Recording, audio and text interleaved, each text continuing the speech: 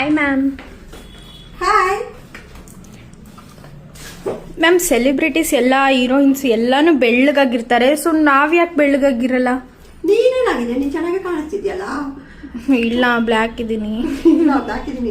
ಎಷ್ಟೇ ಚಂದ ಕಾಣಿಸ್ತಾ ಇದ್ರು ಕಪ್ಪಗಿದ್ದೀನಿ, ಎಲ್ಲೋ ಒಂಚೂರು ಡಲ್ ಇದೆ, ಟಾನ್ ಆಗಿದ್ದೀನಿ ಅಂತ ಎಲ್ರಿಗೂ ಕಾಮನ್ ಆಗಿ ಅನ್ಸುತ್ತೆ. ನಿಮ್ಗೂ ಕೂಡ ಅನಿಸ್ತಿರುತ್ತೆ ಅಲ್ವಾ?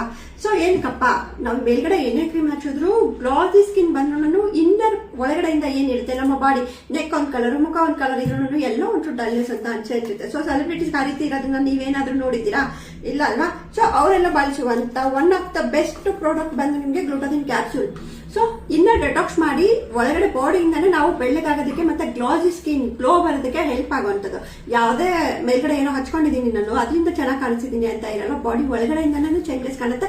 ಅದಕ್ಕೆ ಸೆಲೆಬ್ರಿಟೀಸು, ಸಿನಿಮಾ ಆಕ್ಟರ್ಸು ಅವರೆಲ್ಲರೂ ತುಂಬಾ ಅಂದ್ರೆ ತುಂಬಾ ಚೆನ್ನಾಗಿ ಗ್ಲೋಫುಲ್ ಆಗಿ ಕಾಣಿಸ್ತಾ ಇರ್ತಾರೆ. ವಿತ್ ಮೇಕಪ್ ನಲ್ಲೂ ಕೂಡ ಗ್ಲಾಸಿ ಸ್ಕಿನ್ ಅಲ್ಲಿ ಕಾಣಿಸ್ತಾ ಇರ್ತಾರೆ.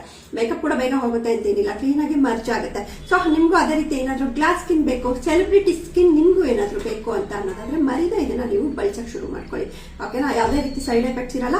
ಪ್ರೆಗ್ನೆನ್ಸಿ ಇರೋರು, ಮಗುಗೆ ಹಾಲು ಕುಡಿಸ್ತಿದ್ದೀನಿ ಅನ್ನೋರು, ಬಿಟಿನಿಗೆ ವೈಟ್ ಪ್ಯಾಟರ್ಸ್ ಇದೆ ಅನ್ನೋರು, ಅವ್ರು 3 ಜನ ಬಿಟ್ಟು ಮಿಕ್ಕಿದ್ ಯಾರು ಬೇಕಾದ್ರೂ ಇದನ್ನ ನೀವು ಬೈ ಮಾಡ್ಬೋದು. ಒಳಗಡೆಯಿಂದಾನೇ ಇನ್ನರ್ ಇಂದಾನೇ ಗ್ಲೋ ಮತ್ತೆ ವೈಟ್ ಆಗ್ಬೋದು. Thank you. ಸೊಲ್ಯೂಷನ್ ಸಿಗ್ತಾ ನಿಮ್ಗೆ? Okay ma'am, thank you.